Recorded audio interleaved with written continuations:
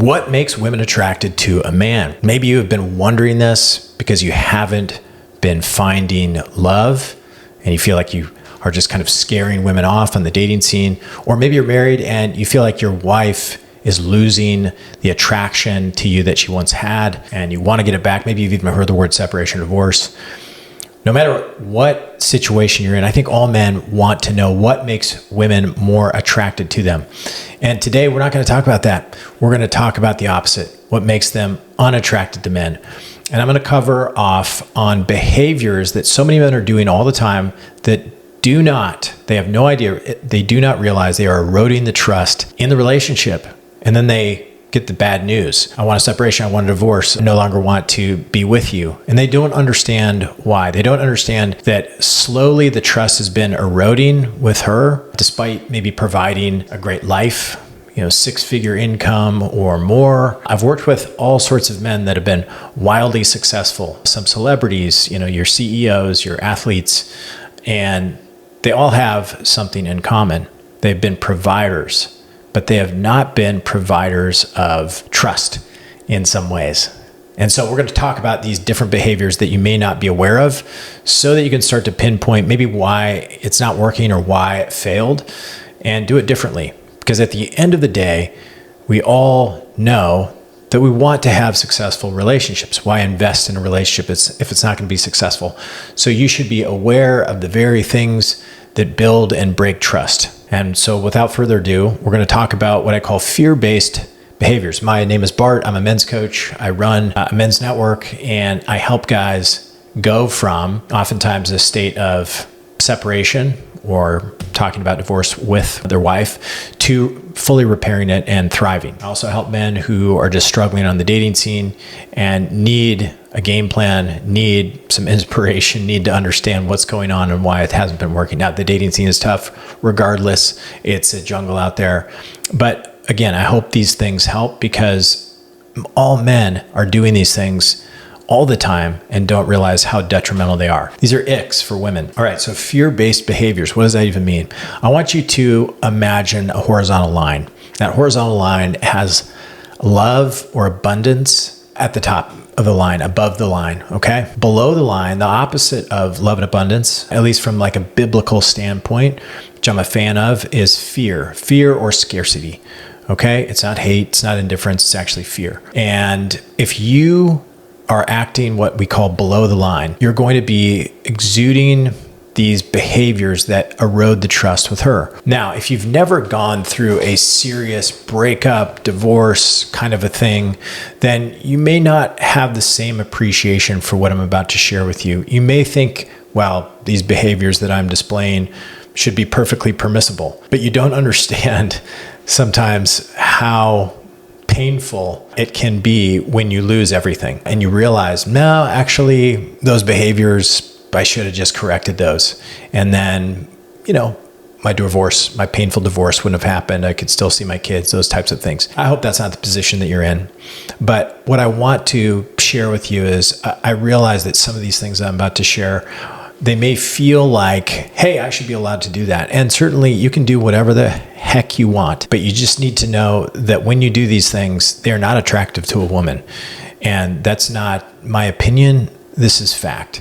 If you don't like it, I'm sorry to be the messenger that you want to shoot, but don't shoot me. I'm here to help you, brother. And I know that if you have these things on your radar, you're going to be better off. So without further ado, we're going to start with the number one trust eroder. It's in what I'd call the fearing feminine category. So feminine meaning feminine energy, which I define as emotion-driven decision-making. And emotion-driven decision-making is not bad or good unless you layer love or fear on top of it. We can get into the behavior quadrant another time. In another video, I'll share with you the behaviors that drive the attraction and create masculine or create sexual polarity, because masculine energy is going to make a woman feel more safe in general. And when she feels safe, she feels excited to be with you. Okay, so here we go. Defensiveness. Why is defensiveness? I'm defending all the time. Yeah, you're defending yourself all the time. I'll tell you why this is not attractive to her, because she's often sharing with you something related to how she feels. She wants to share her emotions. She wants to feel heard.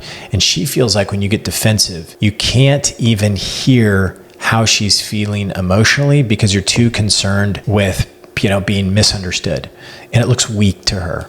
It looks like you can't handle her criticism or her fear or really a concern, a desire to connect more. It's coming across to you as an attack, but to her, it looks like you just can't handle sitting there and calmly listening and acknowledging how she feels. Okay? So defensiveness, that's the first one. All right, the next one is shutting down during a conversation. This is very common. You feel like you're trying to fix things, you're trying to be a good guy, and then she says something that just makes you feel totally disrespected, shamed, whatever, and you're just like, dude, I'm done. Or maybe you've got some great idea, but when you share your idea, she shuts you down and doesn't want to hear your ideas or whatever. Okay, that happens a lot too. That's shutting down. So what's shutting down? Again, this is a fearing feminine behavior. Why? Because in the moment, you're making a decision. Masculine energy is different. It's deciding ahead of time how you're going to show up, what you're going to do. Okay, so again, you can layer love or fear into that. You can get toxic masculinity if it's fear-based. You get loving masculinity. Okay, but masculinity, so for example, fearing masculine behavior would be stonewalling. So shutting down is, I'm in the conversation, oh my gosh, I'm feeling so rejected, shamed by this woman, I'm just not going to say anything anymore. That's shutting down. Stonewalling is, I'm deciding ahead of time that if I get a text from her or a call, I'm just not going to answer it. Okay, that's stonewalling. That's also not attractive and highly, highly destructive to a relationship. Okay. All right. Next one would be avoiding. So avoiding is kind of an interesting, I would say, blend of fearing feminine and fearing masculine. Doesn't matter for this conversation because that's neither here nor there for you. But here's why avoiding is so dangerous. Avoiding sweeping things under the rug allows hurt to fester, and then that forms bitterness and resentment. And in men, that is a breeding ground for rage a lot of times. So if there's bitterness and resentment there, you'll sort of explode and become like a Dr. Jekyll, Mr. Hyde, unsafe type of figure in her eyes. Okay, so avoiding is very unattractive to a woman because you're just don't have the courage to talk about it, bring it up. She hates that. All right, let's see. Fixing. All right, fixing everything. So sometimes when we fix, we're fixers at work. We think she wants me to fix this. So it's clear what the solution is, but she just wants you to listen. She just wants to feel heard. And when you try and fix everything, it's so unattractive to her because she just wants to connect emotionally. And the way that she does so is by sharing how she feels and then having you listen. Just listen, right? So that's one. There's a great video out there. It's not about the nail. It's on YouTube. It's got like 40 million views. You can watch that if you need a little bit more info on what I'm talking about. And then here's a great one, neediness or being clingy. So neediness, being clingy. When you do this, okay, where are you right now? Who are you with?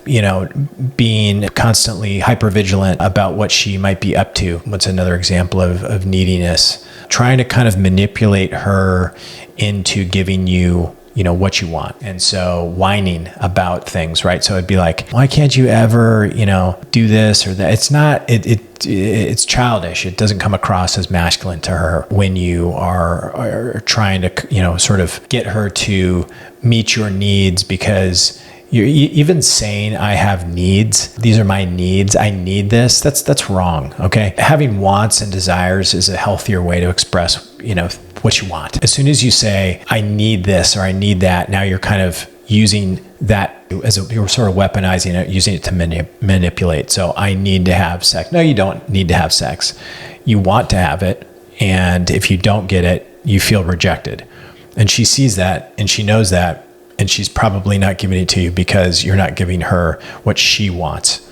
Okay. The next one is over apologizing without change. So over apologizing, saying sorry all the time. Man, nobody wants a guy who's always apologizing. Okay. That's just coming across as empty. It's not masculine. Here's a better rule of thumb.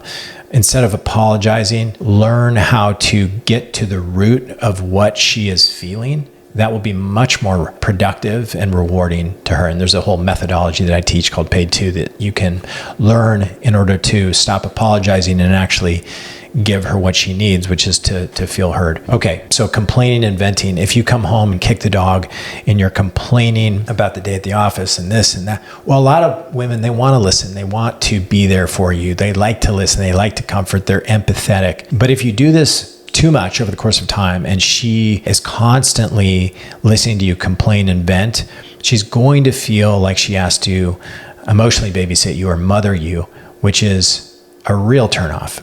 And I hear this all the time from women. I had to be like his mother and, help him work through his emotions. How are you going to be her rock if you can't handle your own emotions? You can't. So you need to learn how to share, what's going on in your life. You can't be walled up. And I know you've probably been vulnerable with a woman and it's been thrown in your face. Okay. It's happened to all of us.